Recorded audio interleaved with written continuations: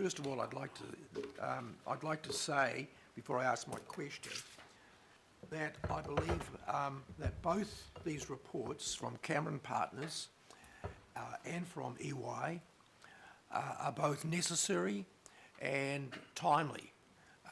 We've been amalgamated now in the so-called super city for 5 years, and we would not be acting as good governors if we didn't, from time to time, look at the assets we have to make sure that they align with our policies, that they align with our strategies, and so forth, and just what we do have.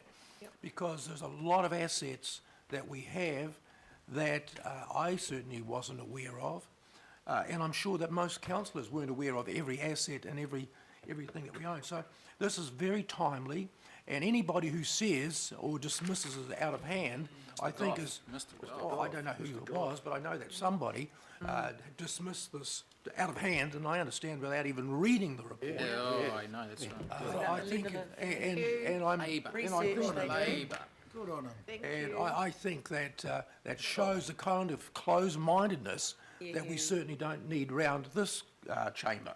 Absolutely. Having said that, I'd also like to, there needs to be a good understanding of the various steps or the various ownership models that can apply across public entities like ourselves, from council ownership, and there's a whole bunch of steps to selling of assets. Now, we need to have our minds open to all those options for ownership, whether they be totally council controlled and council owned, right down to selling some assets. And I wonder if you would just perhaps look at, say, as an example, the ports of Auckland, where there are a whole bunch of different ownership models, right through from that total council ownership, right through a totally privatised asset. So, and I wonder if you could perhaps just take us through some of those options. Certainly, the first thing that we know, what we've said in our report is we have not gone further on this other than to identify a range of different options. We note that there's a consensus working group currently looking at the future of the port, so we've very much noted that as part of our report. But certainly in the canvassing of the options, there is obviously the full council ownership, and noting that it's actually several steps removed from council at the moment, so that's another one. Really, the one that we've looked at mostly in our report has not been a fully privatised, if you like, option. It's effectively been a split between the land holding of the port and the council retaining ownership of the land and leasing out the port operations, because that seems to be where some of the most recent trends have been. And like I say, though, we explicitly note in our report that there is a process currently underway to look at that, and that we've said nothing more than identify those options. Thank you. Councillor Darby. Thanks, EY team. So this engagement was on the basis that you review alternative sources of financing, and we weren't looking for anything conventional, we weren't looking for anything traditional, we were looking for alternative sources of financing. So I read through your report, and there's 120 odd pages there, and I hope this doesn't sound unkind, but I was struggling to find where you homed in on that core question of alternative sources of financing. I could read a lot of desktop reviews of means of funding that have been well canvassed by this council and earlier reports and other councils, And then I read about, I think starting at about 94 in your report, going through for about 10 pages, there is some reference to alternative funding and some smaller content on alternative financing. But I guess I want to just explore the notion of what does alternative, non-traditional, non-conventional financing look like in the century that is starting to unfold? And for me, what's the real nub of alternative financing, which was the instruction, which I'm struggling to read in the document that's before us? Is it more than just the asset check? Because most of this seems to be an asset check. Maybe you can allow us to understand the nub of what you've discovered in true alternative financing as opposed to just an asset check, which I see in most of the pages. I guess I'd start with the first point is what would you actually consider to be conventional financing, and probably if I were to put a starter for 10 in terms of conventional financing for a local authority, it's rates and user charges. It would be what people would consider to be the traditional side of financing for a local authority. If that is then the base on which you start, alternative financing is then potentially everything other than that. Yeah. And so what we have, or whether, and there's also a question as well of the mix of funding and financing across the council. So it's not just a question of what tools are available, it's the appropriate mix between, even on conventional, the appropriate mix between rates and user charges. And certainly in some areas that would also be considered to be looking at alternative ways of financing, because it's a movement, if you change the mix, it's a movement away from what you've conventionally done. So that said, your point about desktop, if you were to canvass, there's variations around a theme, around all these kind of different ways of financing and funding council operations. And we do, within our report, touch on things such as development contributions, sponsorship, tax increment financing and PPPs, and those are, as well as kind of recycling capital from existing activities into other activities. I guess off the top of my head, I can't immediately think of anything that's not captured across those generic headings. So it's a question of the depth in which you can potentially go in the mix of those tools that are there.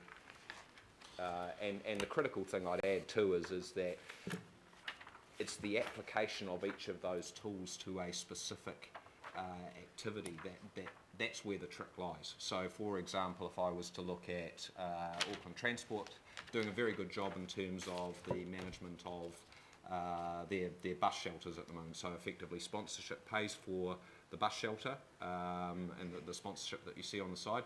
Now a lot of other cities have used that approach to leverage into funding a city bike scheme. So it's the application of those different kinds of things to a specific purpose that's the critical question. Thank you. Councillor Lee. I'm not going to ask questions or engage at this stage, Madam Chair. I know how the game is played, but I think we need to be straightforward and honest. When we talk of asset sales, don't call it asset recycling, please.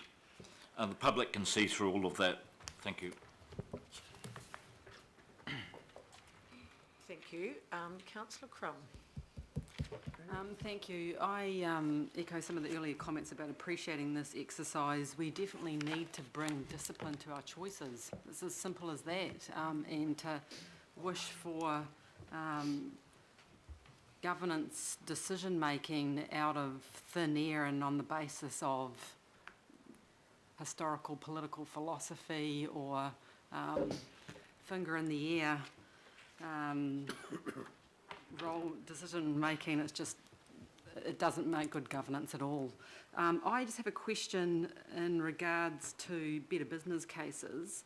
So, notwithstanding the fact that we'll go through some of, it'll be interesting, the workshop in February in terms of actual assets and evaluating those, just some of those process, you seem to emphasise that process and policy making settings. And if I recall, you might have even have called better business cases the lowest or one of the low hanging fruits in our earlier workshop. So you've today outlined a couple of our divisions who have done well. What was your findings on the rest? In general, it is done well, but often the process by which people make decisions on assets often reflect on where they've come out of, or the part of their organisational focus. And I guess the critical thing is with the business case process is what it encourages is it's a if we were to take the best practice approach, which is rolled out across central government at the moment, they ask questions around the strategic rationale for things. They look at the economic, which is, is the world going to be better as a result of making this investment? And then delve into the financials and the commercials and the operationalisation of it. The benefit that you gain from that comprehensive approach is just that, it's comprehensive, so it often leaves very few questions unanswered. So and the example I gave in the workshop is the execution of the Otahu Library, which was, it's a great facility, it's been really, really well done, there's no doubt that it was needed. There was one part missing, so the people that were advancing that were people very focused on building a library. They didn't look at what to do with the existing library that was there, and as a result there's a discussion between Development Auckland and other parts of the council, including the community board, on what they should do with it. That discussion needs to be had, absolutely no doubt about it. Maybe it should have happened at the start rather than at the once you've already got the library in place. Yeah, Thank you. thank you. Councillor Cooper. I think I'll leave it, Madam Chair. I think Spencer. Thank you. Councillor Brewer. Thank you, Madam Chair. I'm particularly interested on that top right side of that diagram, that schematic, more so than the bottom left, which is the AECT Trust and others that are complex and non-strategic. But in the more simple category, up the top right there is the Auckland International Airport. Now, we as constituent councillors have been conditioned in this chamber for 5 years that is a strategic asset. It is strategically important that we retain our 22.4% at all cost, and don't ever kill the goose that lays the golden egg, because the proceeds would never match the annualised dividend. And I think people can hear the tone of my voice where that rhetoric has come from over the last 5 years. But I'm interested in EY here, that you say, as does Cameron Partners in another report obviously, we believe there are weak strategic reasons for retaining the Auckland International Airport shares, and significant value could be realised if the shareholding was sold down. So one, I just want a question on why there are, in your view, weak strategic reasons for retaining the shares, and two, how the proceeds of a sell down, wholly or partially, could compare with our annualised dividend that we've been enjoying. So the process that we've talked about in terms of the airport and the steps that need to be taken is just purely on a financial perspective, which we'll get to the differences between the dividend and the potentially the net interest savings that the council will have in a minute. The critical question around the airport is, what do you hope to achieve from owning those 22+% shares within the airport? And there are a range of things, and it's the point I touched on at the start, which is that the council obviously has interests that are both ownership interests but also regulatory interests, strategic interests and economic development interests.